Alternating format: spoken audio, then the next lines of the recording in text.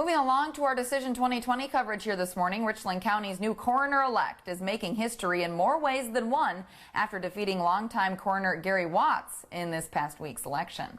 Yeah, that was a race that was closely watched by a lot of people, Cammie. Scarlett talked to Watts and his soon-to-be successor, Nada Rutherford. She's live outside the county coroner's office this morning in Columbia. And Emily, the new Coroner-elect tells you she believes voters are ready for change. That's right. And this week's election results have certainly proven that. Voters were asked to make their choice for the next Richland County coroner. And the two candidates on the ballot allowed residents to choose between sticking with the norm or making history.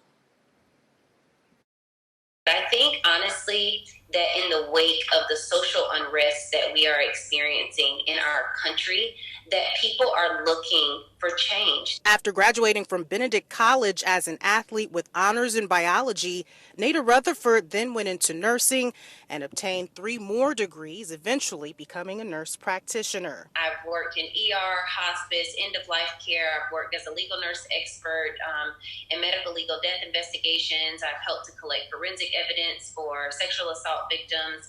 I've done wound care, ostomy care, just a number of things across the life spectrum from birth to death, and I have a passion for advocating for people who often don't understand the system. She says it's thanks to grassroots and community efforts that she became determined to run for coroner. This week, she defeated longtime Richland County Coroner Gary Watts, putting Rutherford in line to become the first black and first female to earn the title. They showed up in record numbers. 51,000 people showed up to vote, and 30,000 of those people voted for me. Obviously, it's not the way I wanted things to end Tuesday night. I would have loved to serve 4 more years, but obviously that's not what God has planned for me, and I'm really A-okay with that. Watts has been serving as coroner for the last 20 years with a background in law enforcement like many other coroners before him.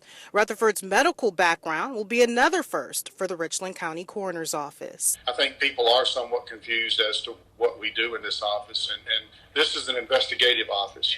We don't determine the medical cause. We determine the manner of death. The real work here is investigative. It's not medical. When asked what she intends to do differently as coroner, Rutherford stressed the importance of the agency working independently and criticized Watts for campaigning alongside the Richland County Sheriff. When you have a coroner who is running a dual campaign with the sheriff and who he's supposed to be independent of that department, I think that right there in and of itself is a time for change. I don't agree with that, because I think that obviously to understand what we do here, we have to have a working relationship with the law enforcement agencies. A good working relationship in this office with other law enforcement agencies just ensures the citizens of this county they're getting the best that they can get. Coroner Watts also addressed complaints that he gave out campaign flyers misrepresenting several endorsements. I've spoken to those people, the majority of those people that said they didn't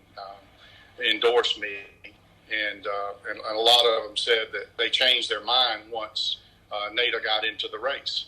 And I certainly don't have any problem with someone changing their mind about who they're going to support or who they're going to endorse. However, I did feel like once they told me they were supporting me, if that changed, it was up to them to call me and tell me they had changed their mind. 30,000 people thought I was qualified, and I'm going to rally to get the other 20,000 that maybe had their doubts so that we can all be on the same page, because we're all in this county together. Now, as for her plans as coroner, Rutherford says she wants to modernize the coroner's office and incorporate more social media and more community involvement to offer more transparency as to what actually goes on inside the coroner's office. Now, Watts has 6 more months as coroner and tells me he still intends to do his job to the best of his ability. Reporting live in Columbia, Scarlett, WIS News 10.